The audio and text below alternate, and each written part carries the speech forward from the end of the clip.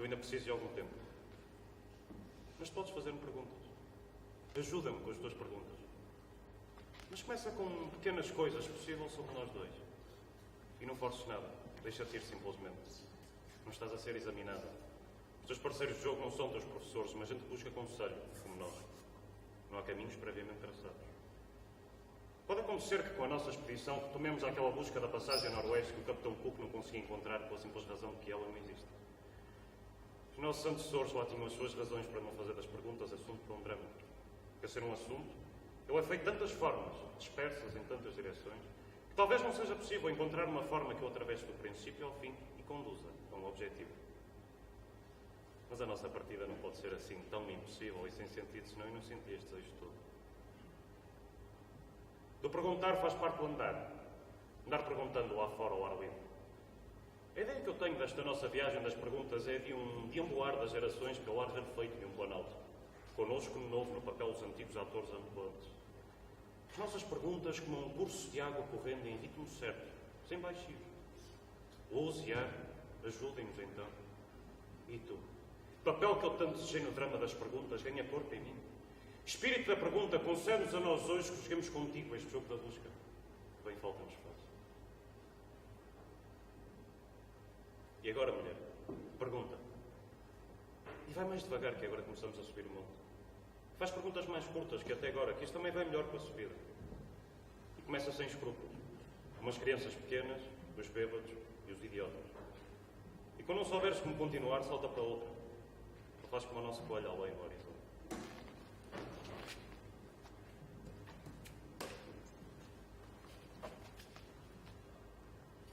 O que é que pensaste quando me viste pela primeira vez? Tenho finalmente à minha frente aquela cuja imagem desde sempre trazia dentro de mim. A mulher certa. E como é que soubeste isso? Nas outras pessoas vejo logo aquilo que me desagrada. Em ti, porém, nada me saltava à vista. Só quando me espantei com isso, te olhei, mais de perto, e constatei com espanto que tu eras de uma coisa perfeita. E depois? Depois aconteceram 3 coisas, todas ao mesmo tempo. Senti um impulso para me dirigir a ti, te agarrar, te levar comigo e contigo deixar um rastro de sangue e esperma por todo o continente até ao fim dos tempos. E ao mesmo tempo desejava que tu quisesses abandonar-me imediatamente e para sempre para poder ficar só com a tua imagem. E a terceira coisa era o desejo que eu próprio sentia de desaparecer ali mesmo, de me pôr a correr pelas colinas, de fugir de ti ao encontro do perigo, em busca, não propriamente do grau ou véu de ouro, mas de alguma coisa de valor igual, ficar anos a fio ausente em terras estranhas e só depois de mudar o suficiente para te merecer, me unir então a ti num terceiro lugar, como se a felicidade só fosse alcançável por caminhos índios como estes.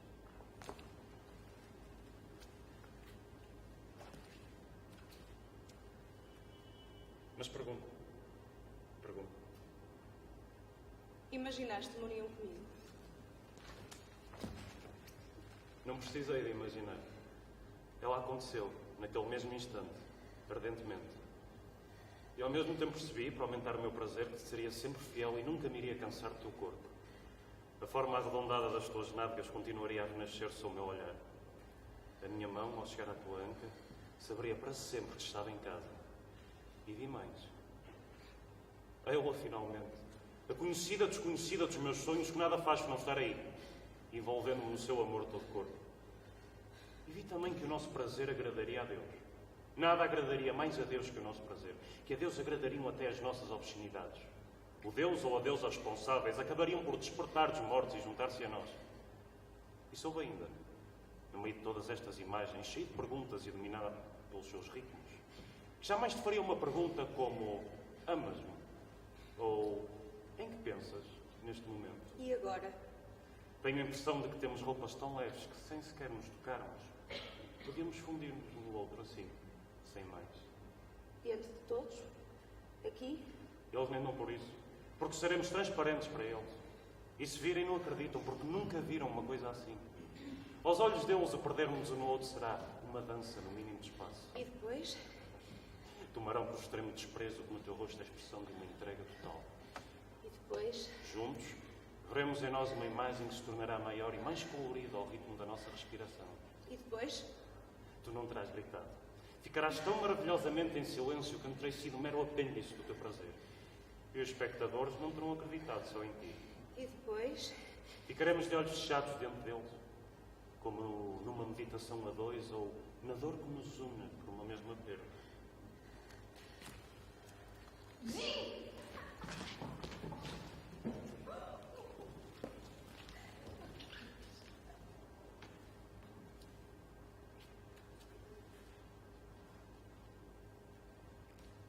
Estando entre aquele ali e mim quase tudo dito, mesmo antes de ser feito o que quer que seja.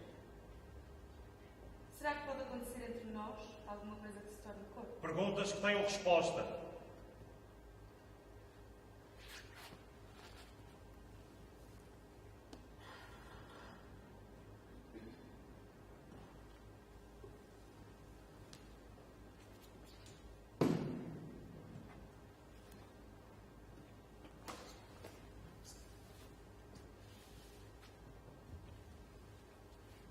Quem expulsou o cão?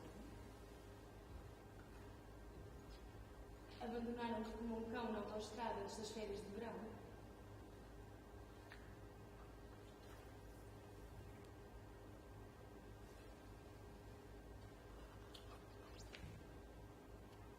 Tens medo de mim? Quais são as tuas cores?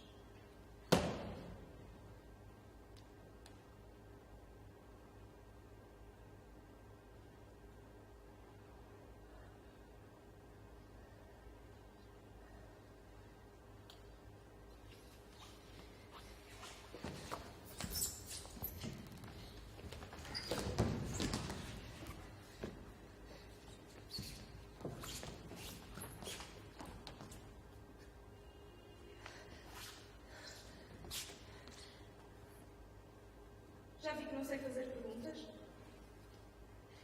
É verdade que uma vez um dos professores me apontou a todos como exemplo porque eu era a única que não aceitava nada como definitivo. Queria saber sempre o porquê das coisas.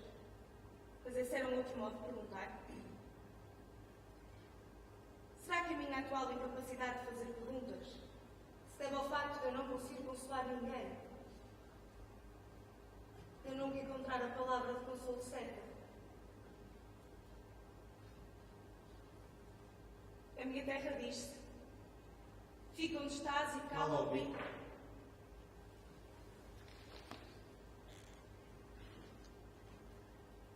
Toda a gente sabe como pergunta se acalmam crianças idiotas que se perderam. Estão fora de si, cheios de medo. Eles ao menos nos ouviram. Como é que te chamas?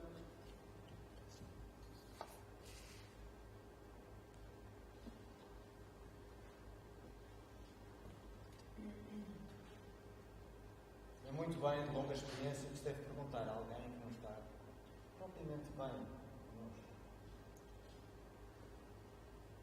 A tua mãe era viva.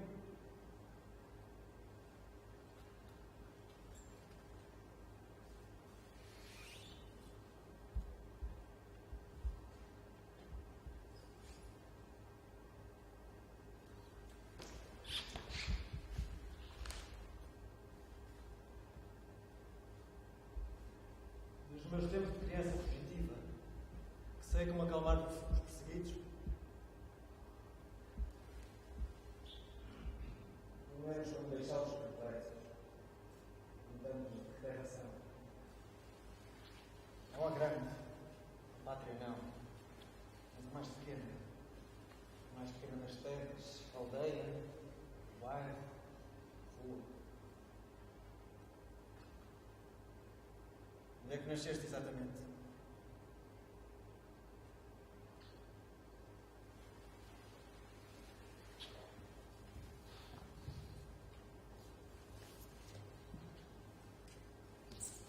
Qual dos pontos cardeais estava voltado ao teu quarto? O sol entrava logo pela manhã ou só à tarde?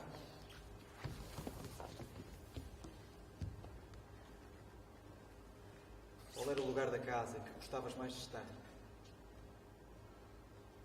Onde é que conseguias estar mais contigo?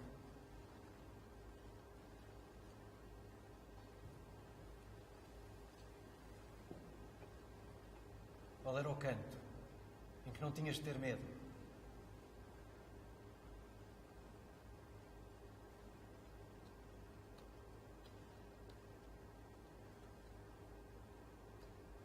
Quando olhavas pela janela, o que é que vias?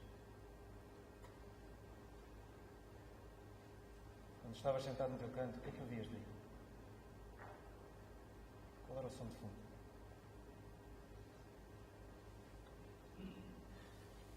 Viram? Perguntas certas umas atrás das outras. Agora, para acabar com a minha cura em regime de quente-frio, só tenho de encontrar as perguntas 100% erradas, para que o rapaz solitário, pelo choque, perceba as regras de jogo, deixe a sua ilha de degredo e venha jogar connosco. Menino Parsifal? Lá do sítio de onde vens, onde é que passava a linha para lá da qual o ar da tua terra desaparecia de um momento para o outro?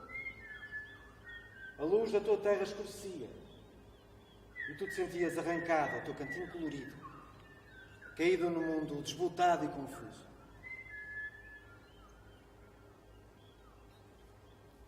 Menino Parsifal, a quem é que atribuis a culpa pela tua ferida incurável? Parsifal, meu filho, o que é que te falta?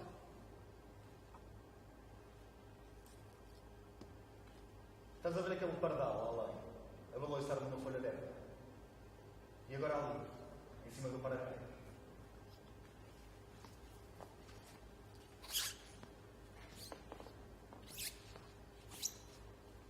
Em minha opinião, neste caso muito especial, há que evitar sobretudo as chamadas perguntas com quê. Porque nisso, Parsifal é uma criança marcada. Não se lhe podem fazer perguntas que comecem com quem, o quê, quando ou que lugar. E muito menos como ou porquê.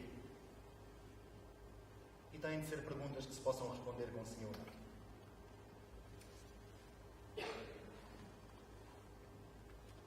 Ali atrás de mim estás a ver os postos de eletricidade. Estás a ver como começam a oscilar quando olhamos para eles. E estás a ver que são mastros de barcos de metal. Ouve-se o tinido dos cabos no metal. E não ouves mais nada. Nem uma vela solta a bater ao vento. De uma ponta à outra da baía, não ouves nada a não ser a cantilena dos cabos de aço a baterem nos mastros de milhares de barcos ancorados uns ao lado dos outros. Casco contra casco.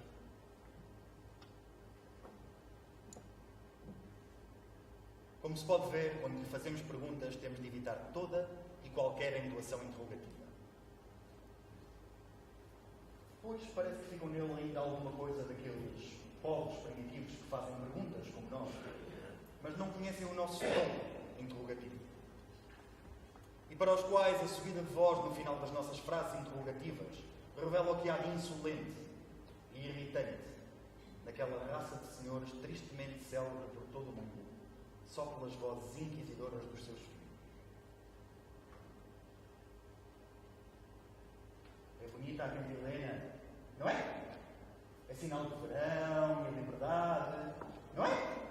Liberdade das quatro paredes, do teto sobre a cabeça, das vozes dos vizinhos atrás da cerca, do ruído dos proprietários. Liberdade de não ser nem dinamarquês, nem alemão, nem turco, nem espanhol. É isso! Já não sentes saudades. É isso! Sentes vontade de existir debaixo deste céu mais livre.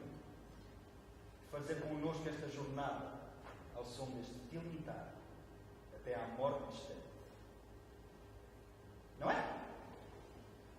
E até as gotas de sangue do caminho que tomas como sinais desta jornada em liberdade.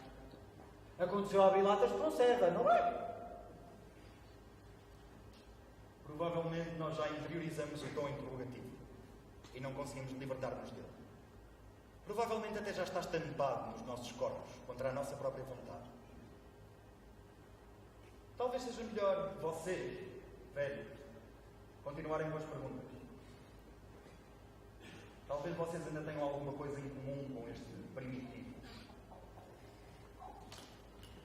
Em minha opinião, só vocês, velhos, poderão mostrar a este homem das cavernas o que há de bom nestas perguntas, que ao longo da jornada farão também dele um dos nossos.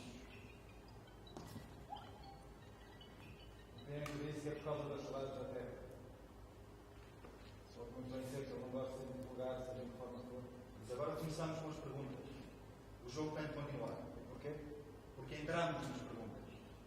Sem perguntar, nunca mais saímos delas. Com perguntas cheias. Com perguntas de vez em quando. Sim. Fazendo perguntas, continuamos no jogo. E temos as rédeas do jogo na mão. Literalmente à rédea solta. Sempre prontos para saltar para a próxima pergunta, num sentido completamente diferente. E apesar disso, seguindo regras que temos de descobrir jogando o jogo. Continuamos sempre a perguntar.